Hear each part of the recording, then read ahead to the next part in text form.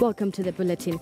Two members of parliament from Tharaka Nithii County have flouted plans by NASA coalition Raila Odinga to swear himself in as the people's president. Chuka Ingangombe, MP Patrick Munene and Mara MP Kathere Mbuki want the government to engage Odinga on his retirement package, saying Raila has done a lot for the country in terms of strengthening democracy, and it's now time he retires.